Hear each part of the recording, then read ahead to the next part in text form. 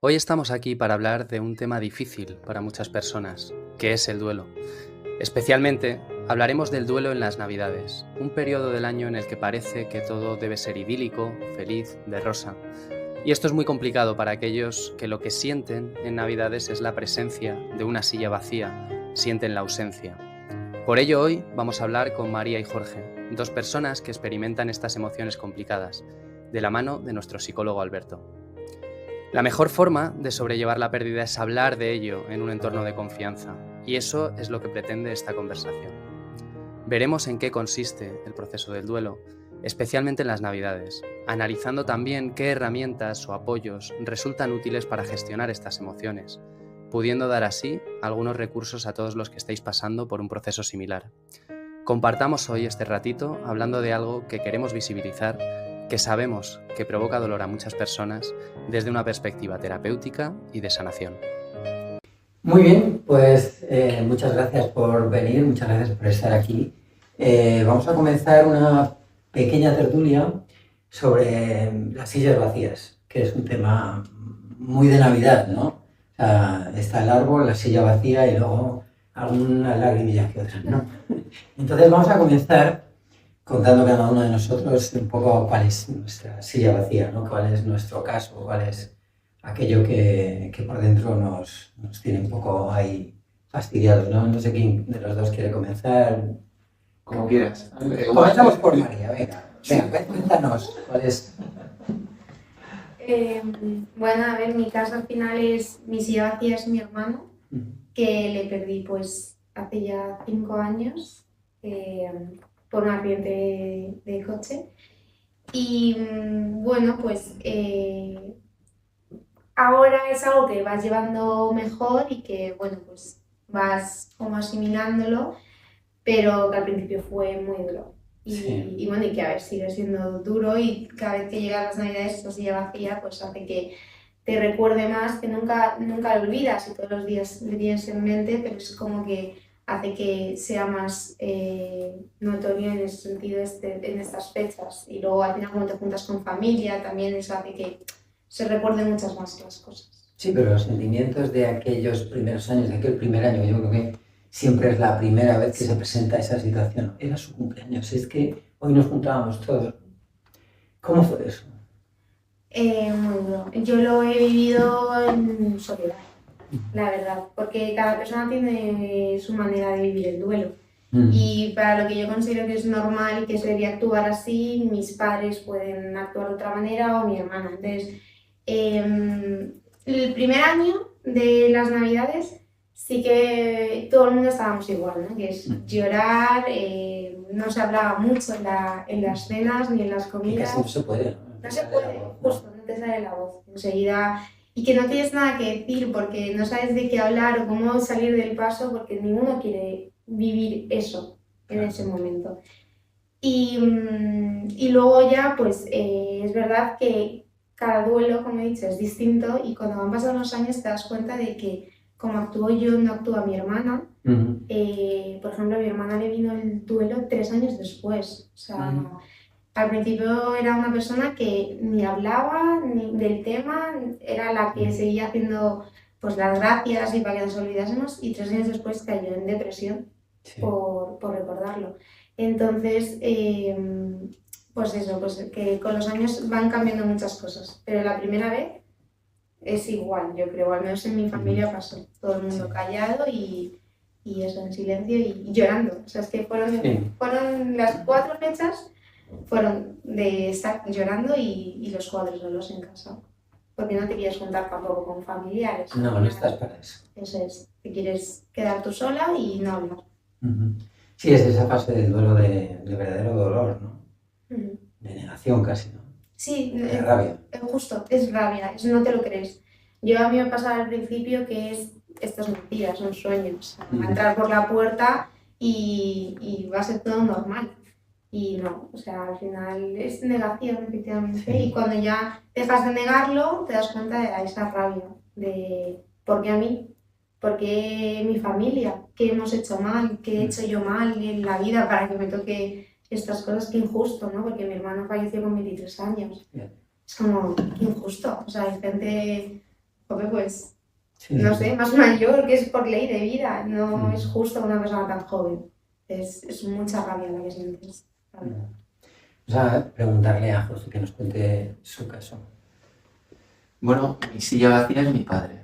Mi padre falleció hace casi 4 años. 4 años va a hacer a primeros de enero. Entonces, las navidades, cuando llegaron, había pasado ya casi un año. Entonces, había pasado ya el cumpleaños, habían pasado los cumpleaños de todos. Entonces, llegamos a las navidades ya con los últimos días para celebrar el primer aniversario de su fallecimiento. Para mí resultó muy duro. Resultó muy duro porque falleció por culpa de una enfermedad murió de cáncer y este cáncer apareció las navidades, duró un año, las navidades del año anterior prácticamente, le salió un bulto en el cuello. Al principio pensábamos que iba a ser algo de un día para otro, algo muy rápido, porque se pensaba en un cáncer linfático, una cosa muy grave y muy violenta, pero luego resultó ser un tumor en la glándula salival que por lo que todo el mundo decía, pues no era tan grave. Pero ese tumor en la glándula salival estaba situado en una posición muy delicada y no había cirujano que quisiera operar. Entonces, en principio, bueno, pues no se sabe si es un tumor benigno o maligno y luego pues te das cuenta también que no es tan fácil de operar. Y todo lo que fue pasando durante todo ese año de enfermedad fue recibir una noticia peor que la anterior. O sea, siempre había momento para esperanza, para pensar que se iba a curar, o nosotros nos montamos la película de que eso iba a salir para adelante, pero cada vez que llegaba una noticia era una noticia que era un hachazo, y la siguiente era un bastonazo, y la siguiente era una opción. Y así fuimos pasando el año, pero por si fuera poco, todo esto rodeados del periodo COVID. Y por lo tanto, mi padre aislado en su casa con mi madre, porque viven juntos y sus hijos, mi hermano y yo, no vivimos con ellos. Bueno, en mi caso en particular, vivo incluso en otro país, o sea que estaba a miles de kilómetros de ellos, ¿no? Entonces, claro, yo lo vivía en la distancia.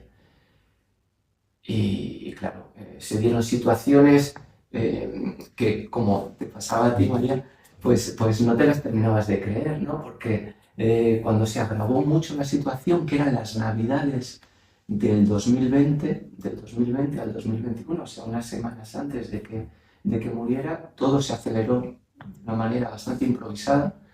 Y entonces yo me quise coger un vuelo. Antes, para cogerse un vuelo en el periodo COVID, sabéis que bueno, había que tener permisos, hacerse las pruebas y demás. Y cuando me cogí el vuelo y estaba volando y estaba aterrizando en Madrid, pues llegó la Filomena, no sé si os acordáis, la tormenta de nieve, y el avión empezó a dar vueltas alrededor de Madrid, a dar vueltas, y no aterrizó, hasta el punto que se dio media vuelta y en este caso pues volvimos a aterrizar, pero aterrizamos en Milán. Entonces aterricé allí y a las 24 horas falleció. Por lo tanto, no tuve la posibilidad de despedirme. Y la última vez que le vi, por todo este tema del COVID, porque la situación era más grave venir a verle por el riesgo de poder contagiar que por la compañía en sí mismo, que claro, luego lo piensas a todo lo pasado y dices, me voy allí a vivir y ya está, si va a acabar así, me arriesgo, no es un problema el COVID, el problema más grave era el cáncer, ¿no? Pero bueno, todo esto no se sabía y la situación pues era un poco de no terminárselo de creer, ¿no? De que falleció y yo estaba en otro país recibiendo la noticia y recibiendo WhatsApps del tanatorio, del ataúd, de las flores y claro, lo veía, pero dice, sí, encima del ataúd está la foto de él, pero no te lo terminas de creer, ¿no? Y son momentos, pues eso, tremendamente duros. Entonces, claro, cuando ya consigues coger el avión y venir aquí, pues son esos momentos en los que de repente, ¡pum!, empiezas a ser consciente. Y claro, a mí, por un lado, me ha ayudado, si se puede decir así, el hecho de vivir en otro país, en otro idioma, rodeado de gente, de responsabilidades, de ambientes completamente ajenos a mi padre, en este caso. Entonces eso hacía que yo estaba viviendo realidades con gente que no sabía quién era mi padre y que no podía compartir. Entonces, por un lado, eso me abstraía de lo que realmente me había sucedido, que era que había perdido a una de las personas más importantes de mi vida, ¿no? Y cada vez que venía aquí, pues era un shock, porque era... ¿Cómo fueron las primeras Navidades, te acuerdas? Bueno, pues la Nochevieja se celebra así, se comen las uvas, y entonces nos levantamos todos, familia, primos, tíos, todos los que estamos allí, y empezamos a dar la vuelta a la mesa, unos en un sentido, otros en el otro, para felicitarnos el nuevo año, ¿no? Entonces yo recuerdo eso de que no está. Entonces, y ahí es un momento que no se olvida. O sea, es un momento diciendo, esto es verdad, esto está ocurriendo de verdad. No está y no va a estar. Sí. Todas las Navidades las recuerdo por ese momento, por el día siguiente, también se hace una comida, por ir al bar del pueblo, donde nos tomábamos siempre un vino y no estar. O sea, hay muchos momentos que son probablemente imborrables. Sí. Yo creo que lo que estáis contando es que es muy duro. Entonces, yo creo que es muy diferente una silla vacía cuando la persona que ha fallecido es mayor. Porque yo qué sé, se trata de otra manera, ¿no? O sea, puedes hacer bromas, o sea, todas estas fases del duelo, ¿no? De que al principio es una negación, una rabia, porque me tiene que tocar a mí.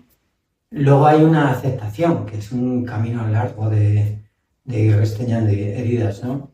Pero luego hay como un aprendizaje, ¿no? También los humanos también aprendemos de esas cosas tan duras, ¿no? Cuando la persona, que es un poco en mi caso, mueren tus padres, que ya son mayores, bueno, la diferencia es que miras la silla y haces bromas ya de entrada, ¿no? Se habría tomado una copa esta noche, seguro. Entonces, porque no hay esa rabia, ¿no? Es la naturaleza, que es así de puñetera, pero no te la has jugado, ¿no? El problema de la silla vacía es cuando te la has jugado, ¿no? O sea que debería estar ahí. No está. Bueno, ¿qué te ha ido ayudando a lo largo de estos años para ir superando eso tan difícil? Terapia, o sea, es fundamental y es muy importante y me ha ayudado muchísimo.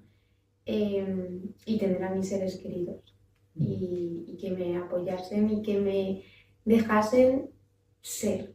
Es decir, que me dejasen ser una María borde, que me dejasen ser una María contenta, una María llorona, o sea, que me respetasen en todo momento esos momentos de duelo y que ni tú entiendes. Entonces es muy importante que las personas que estén a tu alrededor tampoco lo quieran entender ni tengan que entender. Entonces me ha ayudado pues eso, mucho la gente que tengo a mi alrededor, que soy afortunada, y terapia. Me ha ayudado muchísimo y es algo que recomiendo un montón, porque yo creo que te haces la fuerte de yo creo que esto lo puedo superar yo sola, no necesito hablar con nadie, te pones a ver y a investigar un montón de vídeos o leer libros de autoayuda o lo que sea, pero no, o sea, necesitas a alguien que te guíe o pues eso, ir a terapia, hablar con alguien que pueda entenderte y dar consejos en ese sentido. Y eso es lo que más me ha ayudado. Muy bien, ¿y a ti, Jorge? ¿Qué es lo que te ha ido ayudando? Me ha ayudado también terapia, creo que es fundamental, pero me ha ayudado mucho el empezar a verbalizar, el empezar a contar. Para mí no ha sido fácil, ¿no? Porque estaba muy bloqueado al principio. Estaba muy bloqueado porque veía a gente de mi alrededor que lo estaba pasando muy mal.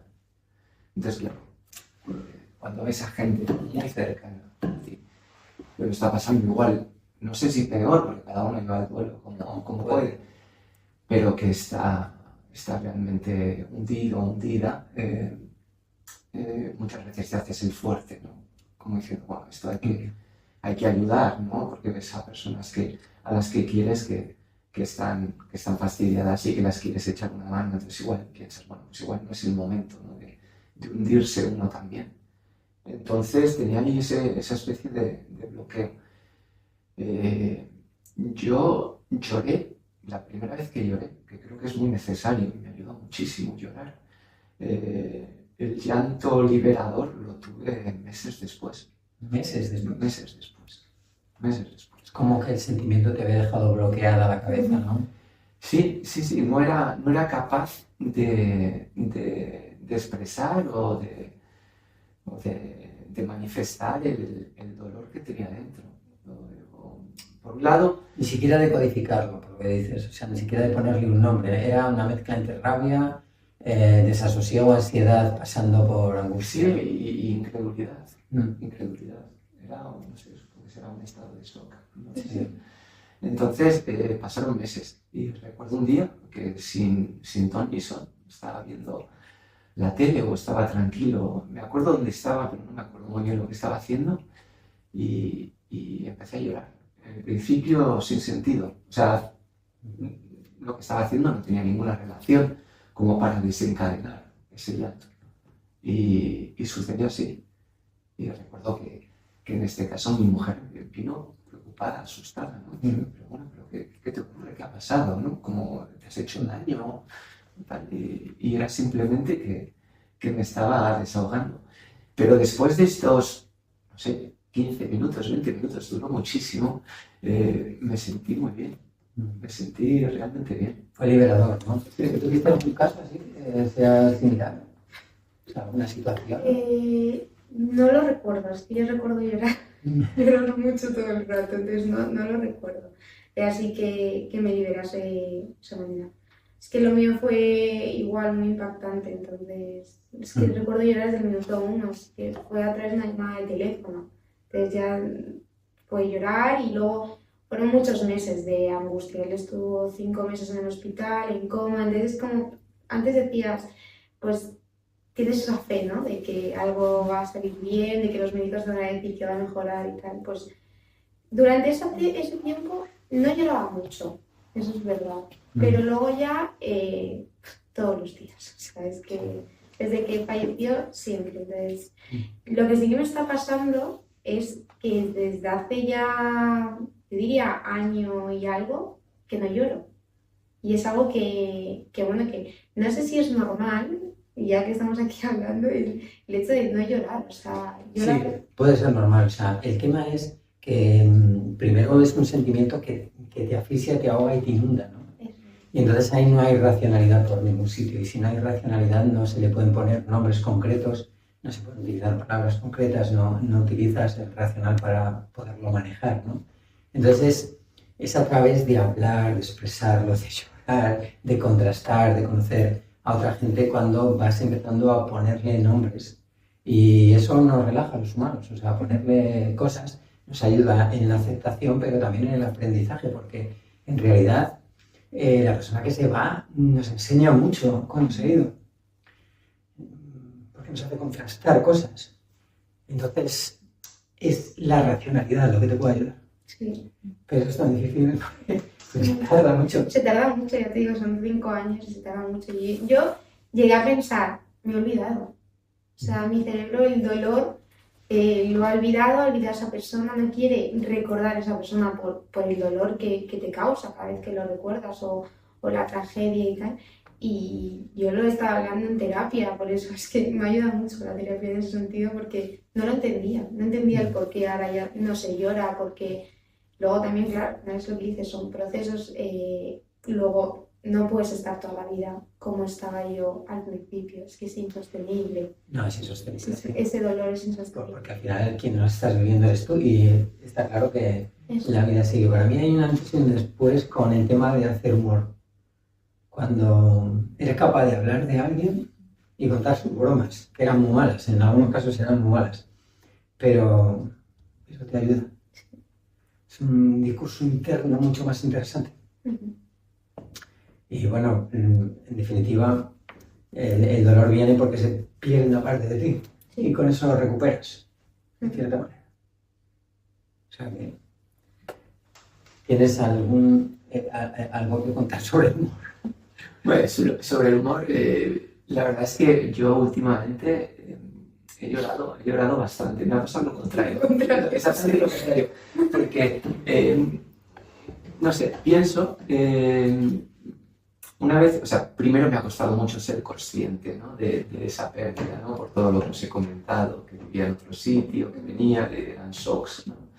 Entonces, ser consciente me llevó bastante tiempo. Y luego ya, otra cosa que he notado es que se dio un paso a saber vivir con su ausencia, ¿no?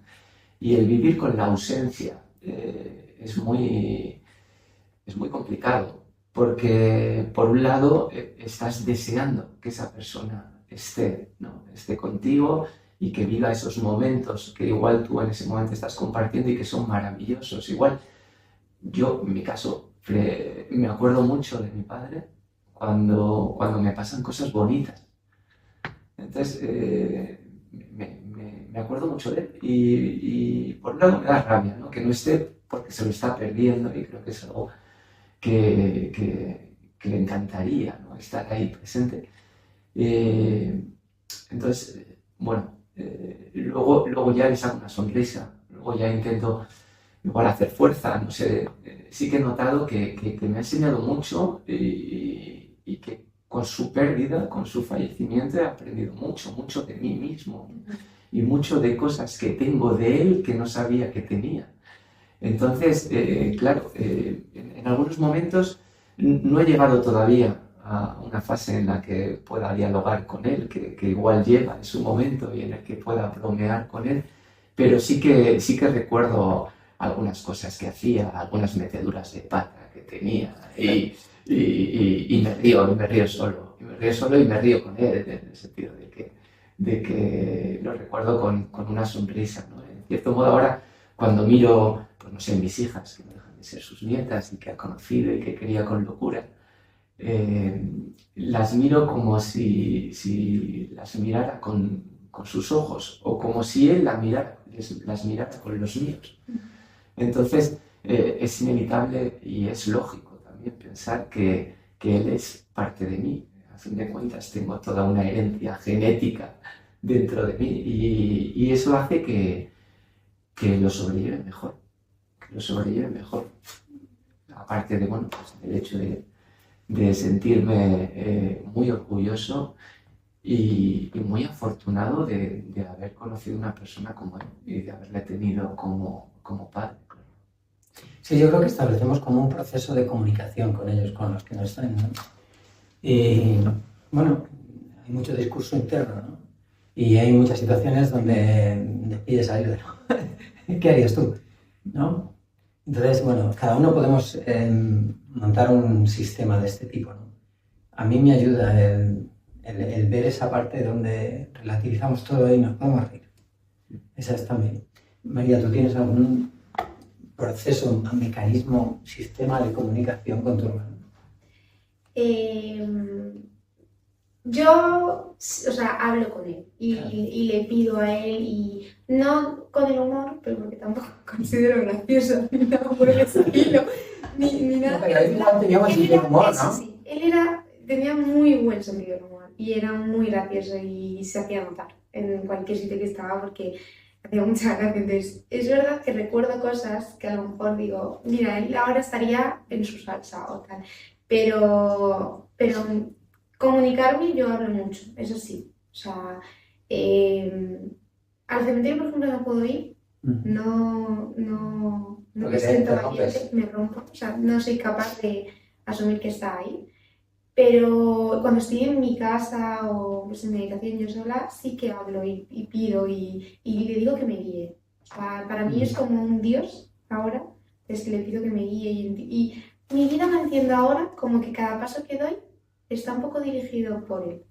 No sé, así es como que me ayuda. No sé, sí, es tu camino, ¿no? Justo es mi camino, me ayuda. Si me sale algo mal, pues pienso, me está poniendo a prueba, algo vendrá mejor, o pues como un Dios, pero con mi hermano. Entonces, eso me ayuda bastante, la verdad. Sí, sí, sí. A seguir y a motivarme con seguir con la vida. Yo creo que el tema es no perder contacto, ¿no? O sea, el seguir comunicándonos, ¿no? Porque hay una parte nuestra también ahí, ¿no? Entonces, muy bien. Yo os quería preguntar, todo esto es muy duro y a veces lo que se tiene es, pues eso, muchos pañuelos, ¿no? Y mucho llanto. Pero también hay un aprendizaje detrás de todo esto, ¿no? Sí, sí. Nos hace más mayores. ¿Qué has aprendido? Bueno, pues yo he aprendido muchas cosas. Y he descubierto muchas cosas. Y el gran descubrimiento para mí ha sido que yo no me conocía igual tan capaz y tan fuerte como he descubierto serlo, ¿no? Mi padre tenía muchísimas virtudes, tenía sus defectos como todo el mundo, y siempre he querido pues protegernos, ¿no? Como pueda yo querer proteger a mis hijos, ¿no? Es algo que me parece incluso natural. Pero claro, yo he vivido siempre esa protección como un escudo. Entonces, claro, cuando no estaba él, cuando él ya no estaba, ese escudo ha desaparecido. Entonces, claro, me he sentido en un momento pues desnudo, ¿no? Y eso comporta pues sentirte mucho más frágil, mucho más vulnerable y verte y aceptarte como eres, ¿no? Y me ha ayudado en todo ese proceso, ¿no? De verme desnudo y de sentirme pues eso, frágil, vulnerable, pero de aprender a aceptarme, a reconocerme y a hacer fuerza de eso, ¿no? Entonces, eso ha sido un gran aprendimiento de esta pérdida que ha sido devastante en algunos aspectos. Y otro aspecto ha sido la importancia del tiempo. Mi padre decía mucho esto de no somos nadie, estamos de paso. Y estas frases que cuando me las decía yo no las entendía. Yo decía, está como una placa, ¿no? O por lo menos no le daba ninguna importancia a esas frases. Y joder, ha sido fallar él y de repente ser consciente que esto se acaba. Que tenemos el tiempo contado y que el tiempo es lo más valioso que tenemos en este momento. Entonces, saber aprovecharlo, yo creo que es fundamental. Él siempre demostró que fue una persona, yo creo que supo aprovechar muy bien su tiempo y que se hizo a sí mismo de una manera que yo admiro y que siempre he idealizado. Entonces, esa enseñanza de la importancia del tiempo cuando te enseñan oye Jorge, que esto se acaba y que hay que aprovecharlo. Entonces a mí eso me ha enseñado muchísimo. Muy bien. María, ¿cuáles han sido tus aprendizajes? Pues un poco igual, que sí más fuerte de lo que me creía, la verdad. Yo pensaba que no, que iba a ser de mi familia la más débil, la que no iba a superar esto, y me he dado cuenta de que soy mucho más fuerte y que vivo ahora la vida de otra manera. O sea, priorizo cosas que antes no y veo la vida distinta. O sea, creo que también me ha enseñado con el paso del tiempo a ser más serena y pues a valorar más las cosas, más la familia, las amistades, el tiempo en el que estás viviendo. O sea, todo eso sí que me ha enseñado su fallecimiento, la verdad. Y eso ya es mucho más fuerte de lo que creía, que pensaba que no. ¿Queréis aportar alguna cosilla más? ¿Qué diríamos estas Navidades? Que parece que todo el mundo tiene que ser feliz y estar feliz, ¿no? Y muchas luces y muchos regalos. ¿Qué diríais a esa gente que pueda estar con nosotros? Yo diría que no pasa nada por llorar, no pasa nada por unas Navidades malas. Yo entiendo que da rabia, porque yo no entendía por qué la gente era feliz. Si en mi familia no éramos felices y yo no era feliz, no entendía por qué la vida seguía para otras personas.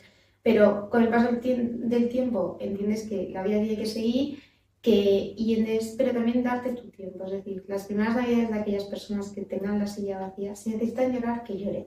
Si necesitan bailar, cantar, reír, que lo hagan. O sea, que no piensen en qué es lo correcto y qué no es lo correcto para mí, porque cada persona vive el duelo de una Se manera. dejan llevar por el corazón, ¿no? Sí, sí, sí. Y si, en mi caso, por ejemplo, si mis padres querían bailar, pues no juzgarles, que eso también me ha pasado, que al final he ido juzgando a las personas ¿por qué te comportas así? Deberías ser así, y no, o sea, cada uno tiene que vivir como quiera. Entonces, mi consejo es que lo que el corazón les diga, lo haga, sin pensar en nada más.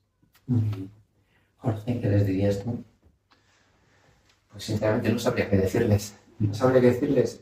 Para mí, no sé, les diría que lo siento mucho, porque se pasa muy mal. Se pasa muy mal.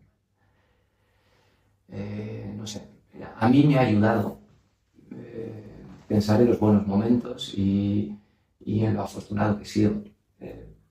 Pero no sabría qué decirles, sinceramente. No tengo palabras. Bueno, da un poco igual lo que les dijésemos, porque cuando uno está sintiendo algo tan fuerte, en realidad hace poco caso a lo que le recomiendan los demás, porque tiene que resolver pues, su dolor interno, su sentimiento, empezarle a poner nombres, empezarle a elaborar y sobre todo pues hablarlo con la gente que le importa, ¿no? Porque hablándolo pues lo va mejorando, es lo que contabais de la terapia, ¿no? Yo también recomiendo que se escriban cosas sobre... siempre el tomar conciencia de quién era te ayuda mucho para saber quién eres tú también, ¿no? Hay mucho que se ha compartido, ¿no? Entonces puedes aprender mucho sobre ti, que es un poco lo que tú estabas contando, ¿no? Y sí, hablar mucho y no pasa nada. Y si podemos hablar en tono de aquellas buenas cosas que hizo o aquellas gracias que tenía, porque todos tenían sentido del humor, pues mucho mejor, porque lo aceptaremos antes, ¿no? El tema es organizarlo en nuestra cabeza, estructurarlo para que lo podamos manejar y se convierta en un aprendizaje que nos haga más maduros, ¿no? Y es una manera de, bueno, agradecerles también. Entonces, bueno, el tema es que no dejen de hablarlo y que no pasa nada si llevamos un poquito. No. Y nada más.